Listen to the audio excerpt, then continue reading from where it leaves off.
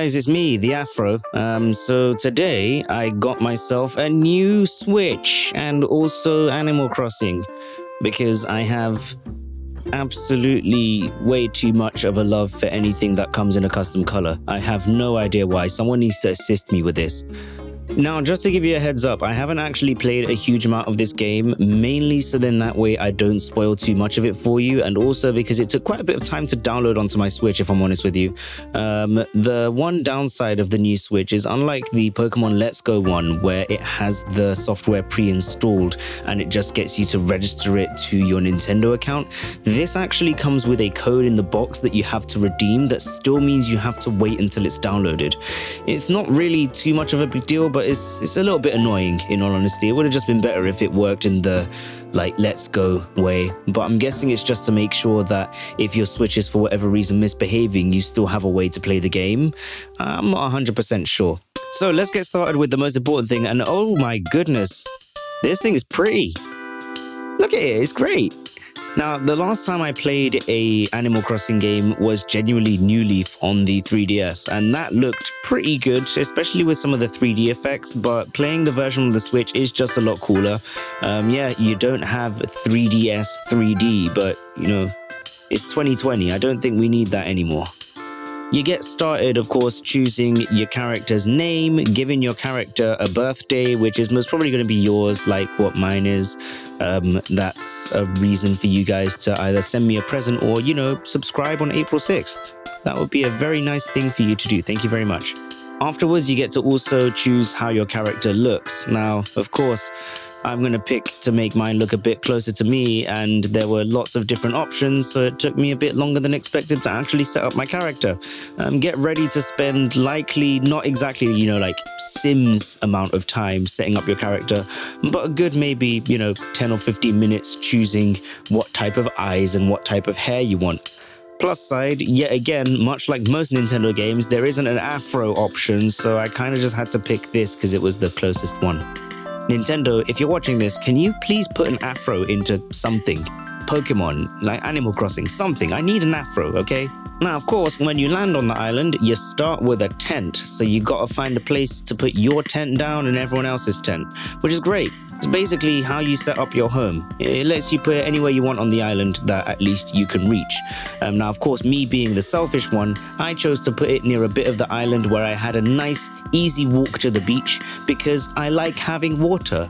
I want to be fabulous in Animal Crossing. After that, you're taught how the rest of the game works, mainly gathering items, including shaking trees and picking random branches off of the floor. These two, along with a few other options of interacting with things, mainly using A to actually use anything you have with you, is pretty much how the whole of Animal Crossing works.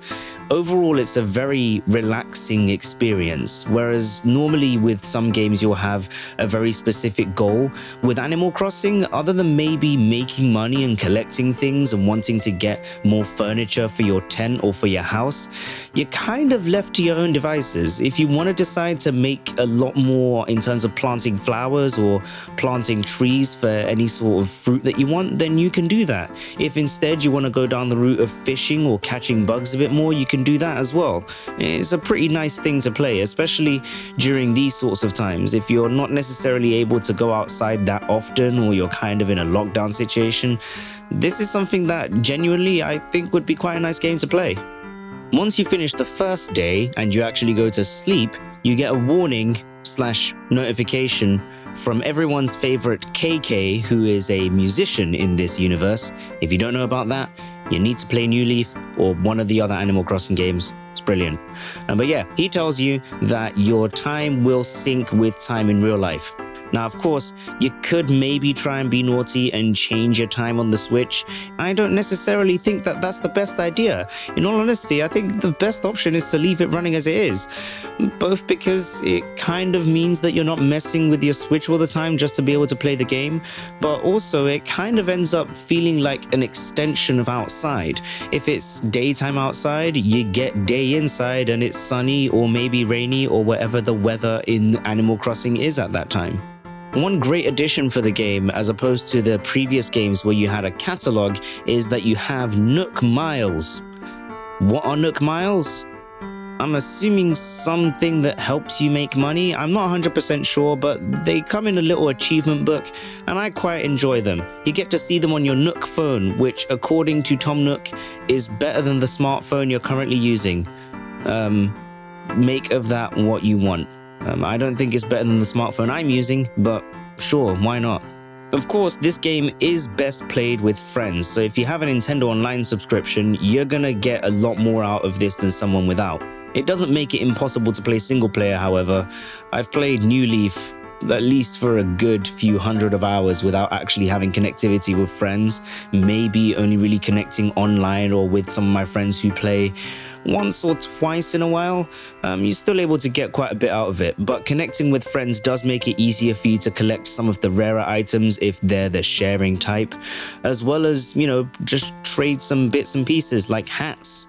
Overall, Animal Crossing New Horizons promises to be a really chill, relaxing game. It's something that you'll be able to play for a few hours instead of watching something on TV or YouTube. But make sure that you're still watching us. I mean, we have Grid, and we have Nuzlockymon. And we also have some other funny stuff that we're going to be doing, which includes the Eye coming up with ways to really just torture me on video games. Also, as a side note, if you want to visit my island, tell me on Twitter @AfroInTheEye or on Instagram, which is also @AfroInTheEye. I don't know how it works. It most probably is going to use my friend code, which I can give you. I have no problems with that myself. But yeah, we'll see how it goes on. I'm in the UK, so make sure that you're playing at UK times, or that's going to be a bit difficult. Not impossible. I usually stay up late, but yeah, again, difficult. Thank you very much for watching, guys. Bye.